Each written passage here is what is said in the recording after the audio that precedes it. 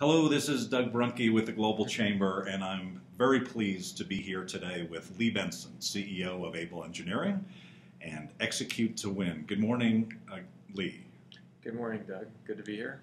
Really appreciate your time today. You have had just an amazing stretch of growth for all of your companies, continuous year on year, over 20% per year. You've been Exporter of the Year in Arizona. You're Exporter of the Year in our hearts every year. The success just keeps on coming for Able Aerospace and everything that you're involved with. Let's take a step back to the foundation of that success. What have been the key factors of your growth? Yeah, I think more than anything, for a company to be a successful exporter, they have to have a very well-run business. I mean, there has to be a solid balance between being able to produce the product, business generation, and access to enough cash and financial resources so you can keep it all together. If you don't have a solid foundation, there's no way you can do it well domestically or exporting. You've spent a lot of time on that foundation, and you also work on that on a regular basis, don't you? Yeah, we look at foundational readiness in an organization for every macro part of the business, from business generation, production, engineering, finance, IT, all the way through. We're looking at things like, do we have all the right talent in the seats? Do we have the training, the tooling, the equipment, everything necessary to get extraordinary results? And everywhere that we fall short, we put together a very strategic list and go after it in the right order so we can get there as quickly as possible. You've been successful both on the national and the international sides of things. Being successful internationally, you've put together a really strong export plan. How have you done that?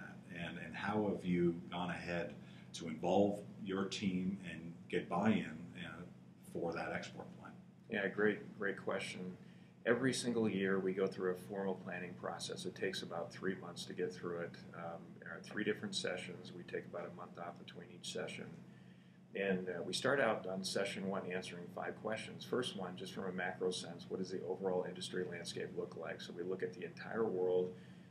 Is the market growing? Do we have more competitors, less competitors? Just sort of a macro look at it. Second question, what have the strongest competitors done in each one of these regions to change the game, to try to win as much business as they can, and how did it work out for them? Third question, what did we do in the last year to change the game to be more competitive in those regions? And the fourth question, what keeps us up at night? If a regulation change, it could be something in the European community, it could be something in Brazil. It could significantly change our abilities to generate more business. And then the last question, what can we do to take as much work away from the competition globally by being the best value alternative for our customers in the next year? And so everybody comes in to do that, and then on day 1, the first half we go through the 5 questions, second half we go through all of the sales projections based on real information from the regions around the world and what's possible. And then we take a month off, do the same thing for operations, take another month off and do the exact same thing for the finance and IT part of the business. And the reason that we take time off is that there are always questions and assumptions that have to be answered and tested. And you can't really do it well, in my view, 3 consecutive days. That makes sense. How much of your team do you involve in that process? There's about 20 senior leaders that are involved in that process now. It started out years ago with 2 of us. Yeah. How then does that core team get buy-in from the overall team, and how do you make sure that it actually gets executed properly?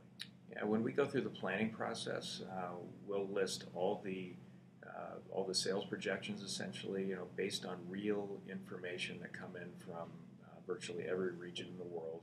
In other words, I don't think it works well to sit back and say, we're going to have 20% growth this year, go figure it out. We actually back into it based on what our customers tell us from all over the world.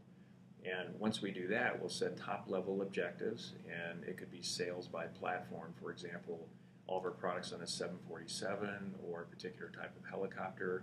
What do we think the total sales are going to be based on what the customers are telling us? And then each one of those top-level major objectives, we're linking every single employee in the organization back to it through meaningful performance requirements to accomplish it. And when you have a well-conceived plan like this and you're connecting all the employees to strategy, it's much easier to get buy-in.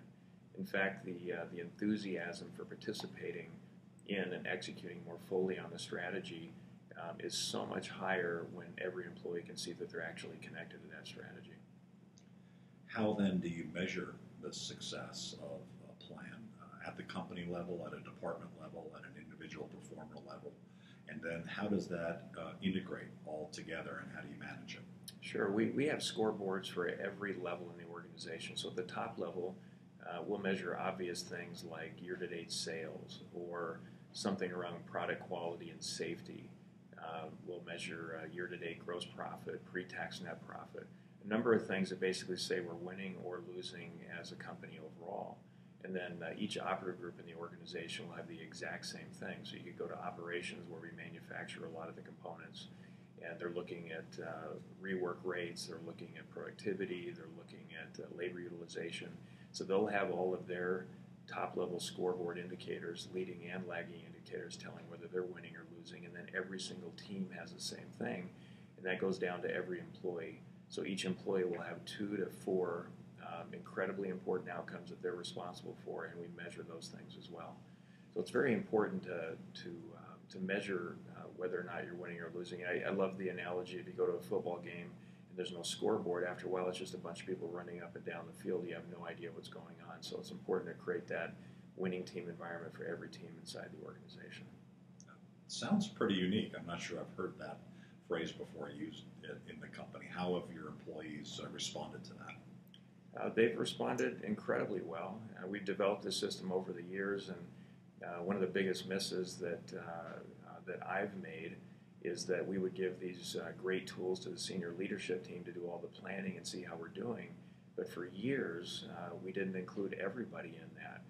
And as I started showing the top-level information to all the employees, the very first questions were, how do we get access to this? And then it just hit me. We need to give everybody the same experience and connect to every single employee. In fact, every employee should know where they stand and what's expected 100% of the time. 100% of the employees should be connected back to the strategy. And equally important to the goals and accomplishing the goals is how you accomplish the goals. So we'll connect every single employee back to our cultural elements. And those would be things like mission, vision, our quality policy, winning behaviors, leadership traits, in a way that shows that they can apply them in a way that makes us actually better as an organization. So every employee is actually doing that. We're connecting them across the board. Amazing systems that you've built. You've built such a strong foundation for growth.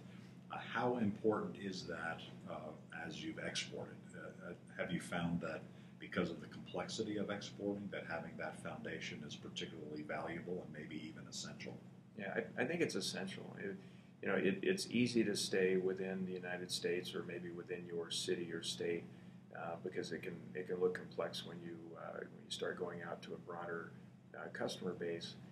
But if you don't have a well-run business, there's no way you're going to make it exporting over the long haul. You're just not going to. So it is incredibly important to have a well-run business, which starts out with a very well-conceived strategy, connecting all the employees to that strategy through a solid execution plan, and having a healthy organization. And in my view, culture is simply defined as what we agree to do and how things get done. And what we agreed to do is our mission statement. It's a distilled down one-sentence version of our strategy or a value proposition. It's the reason customers do business with us, and it's the reason every employee has a job, because if we don't do that well, nobody has a job in the organization. And how things get done is distilled down into the winningest behaviors and winningest leadership traits of the best performing employees that we've ever had on their best days. We hold everybody accountable to that across the board.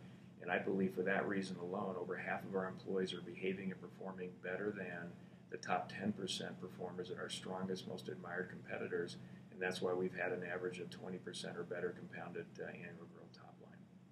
You feel so strongly about that. You actually developed part or all of that system to be able to manage that. We did. We actually developed it to grow our business, get better results. And after a time, we got so much attention around it, we decided to productize it. We created another business, which is exportable, and it's now in organizations, I believe, in 8 countries, and it's called Execute to Win. I think one of the biggest challenges, and I struggle with this for years, is you want to get great results, you have this great plan, you put it out there, but how do you disseminate it to every single corner in the organization?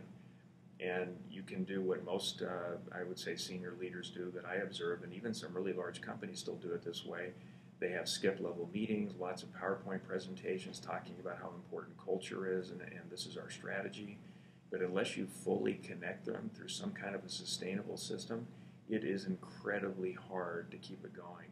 And so what we've essentially done here is put together a system to connect the employees to strategy and culture in a way that makes it easy. In fact, it probably saves me about 80% of the time that I used to do trying to make this happen.